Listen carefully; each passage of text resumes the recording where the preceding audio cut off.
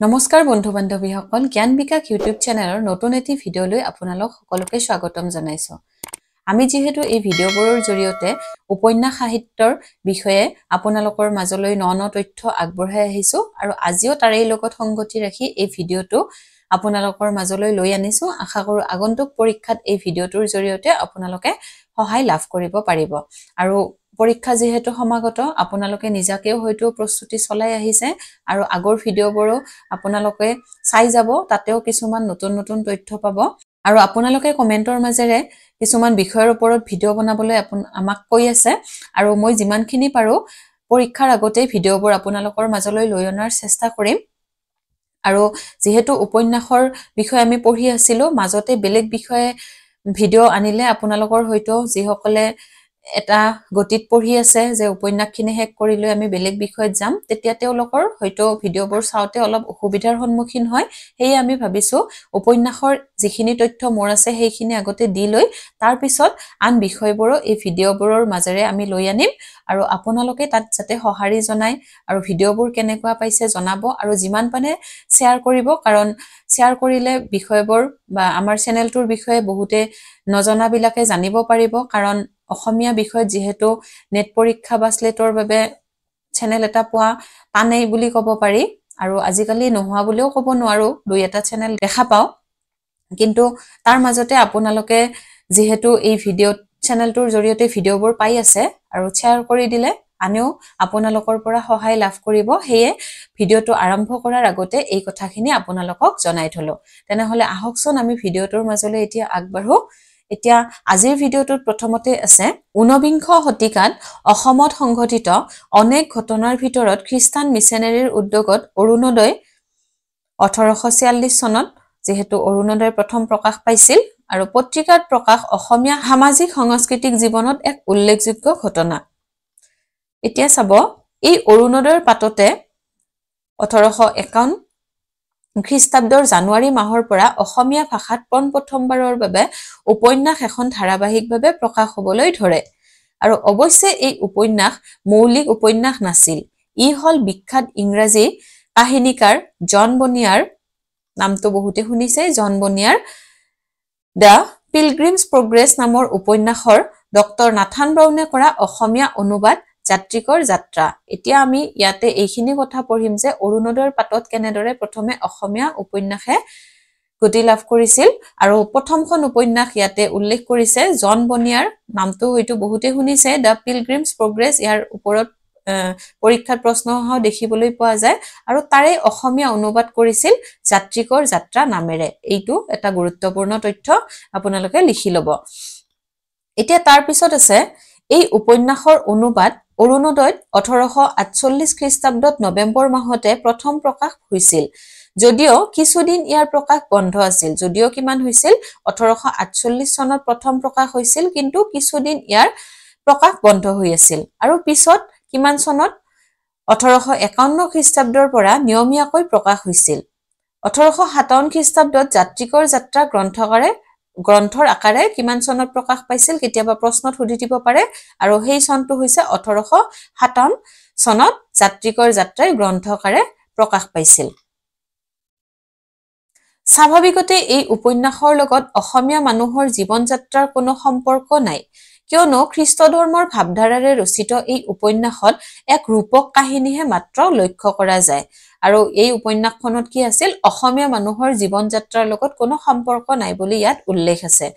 আৰু এই উপন্যাসৰ পিছতে প্ৰকাশ হোৱা খ্ৰীষ্টীয় লেখকৰ ৰচনা যেনে A.K. গাৰ্ণীৰ কামিনীকান্ত 1877 চন, ইয়াৰ ওপৰতো প্ৰশ্ন আহি থাকে, এইখিনি উল্লেখযোগ্য অৰুণোদয়ৰ সময়ৰ যিখিনি কামিনীকান্ত চৰিত্ৰ আছে। এলকক্ষী বেশ্যাৰ বিষয় একেই চন 1877 চনত, আৰু ৰুথৰ বিৱৰণ আৰু জোচেফৰ বিৱৰণ 1880। শ্ৰীমতী গাৰ্ণীৰ বাংলাৰ পৰা অনুবাদ হৈছিল ফুলমণি আৰু কৰুণা 1877 চনত। আদি উপন্যাসৰ কাহিনী আৰু প্ৰকাশ ৰীতি থাকিলেও এই শ্ৰেণীৰ ৰচনাৰ লগত তদানীন্তন অসমীয়া সমাজত ৰুচি আৰু মানসিকতাৰ সম্পৰ্ক ক্ষীণ বা নাছিল বুলিয়ে ক'ব পাৰি।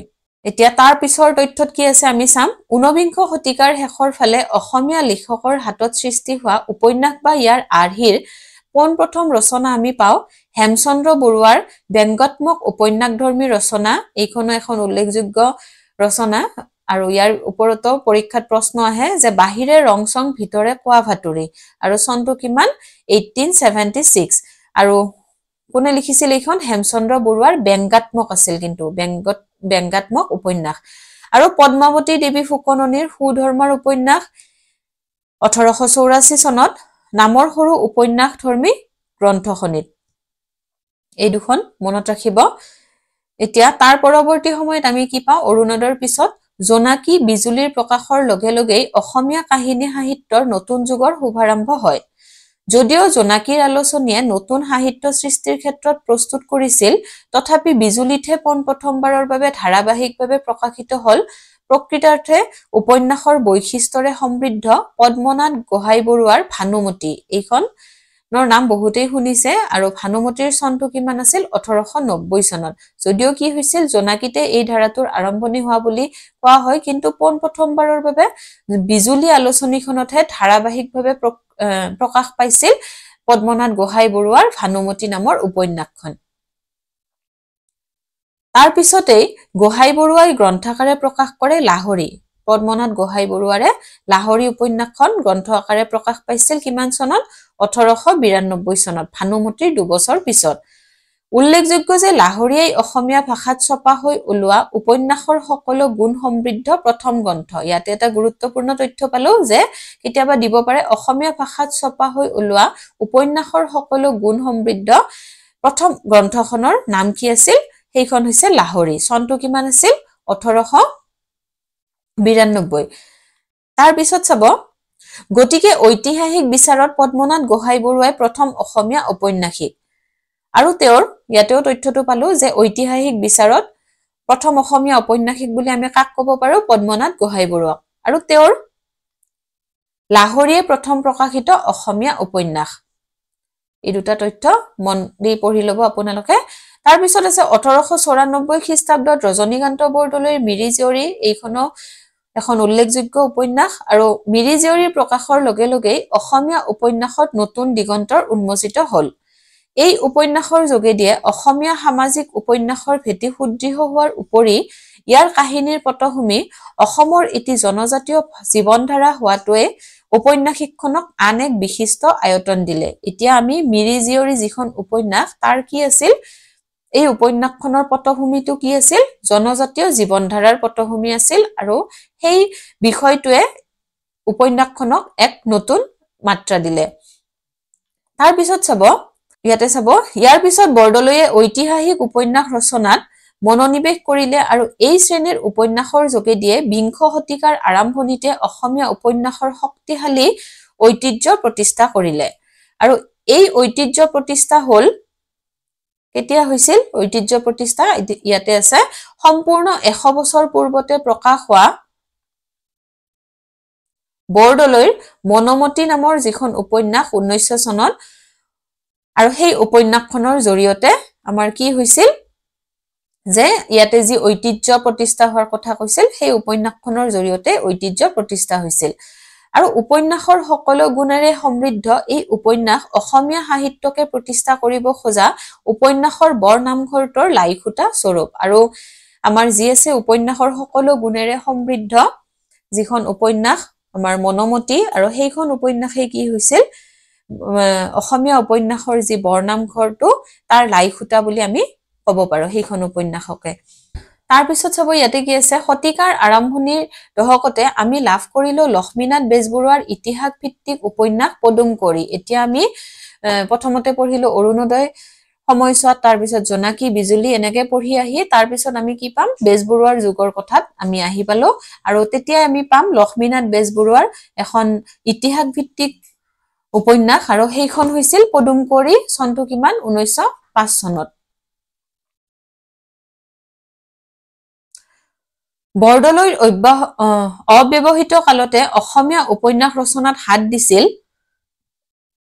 শৰৎচন্দ্ৰ গোস্বামী, হৰিনাৰায়ণ দত্তবৰুৱা, চিন্তাহৰণ পাটগিৰি, স্নেহলতা ভট্টাচাৰ্য, দৈৱচন্দ্ৰ তালুকদাৰ, দণ্ডিনাথ কলিতা, চন্দ্ৰপ্ৰভা শইকীয়ানী আদি লেখক লেখিকাই।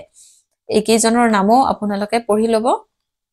আৰু এই সকলৰ ভিতৰত দণ্ডিনাথ কলিতাই কেইবাখনো উপন্যাস ৰচনা কৰিছিল আৰু তাৰ ভিতৰত দণ্ডিনাথ কলিতাৰ কি উপন্যাস আছিল আমি ইয়াতে চাম সাধনা চনটো ইয়াতে দিয়া আছে 1928 চন গণবিপ্লৱ 1948 আবিষ্কাৰ 1948 এই দুটা চন একে আৰু তেওঁ বিশেষভাৱে প্ৰসিদ্ধি লাভ কৰিছিল এই কেইখন উপন্যাসৰ জৰিয়তে তাৰ পৰৱৰ্তী পৰ্যায়ত কি আছে এইখিনি তথ্য আমি চাম যে আবাহন পত্ৰিকা প্ৰকাশৰ লগে লগে এতিয়া আবাহন কাকতৰ অৰ্থাৎ পত্ৰিকাৰ বিষয়ে ইয়াতে আছে তাতনো কি হৈছিল চাম আমি অসমীয়া কথা সাহিত্যই বিস্তৃতি আৰু গভীৰতা লাভ কৰে আৰু এই আবাহনতে ঔপন্যাসিক ৰূপে আত্মপ্ৰকাশ কৰা দীননাথ শৰ্মাই কেইবাখনো সফল জনপ্ৰিয় উপন্যাস ৰচনা কৰি স্বৰাজ পূৰ্বৰে পৰা স্বৰাজোত্তৰ কালত প্ৰকাশ পোৱা উষা 1951 সংগ্ৰাম 1954 আৰু নদাই 1960 অসমীয়া উপন্যাস সাহিত্যৰ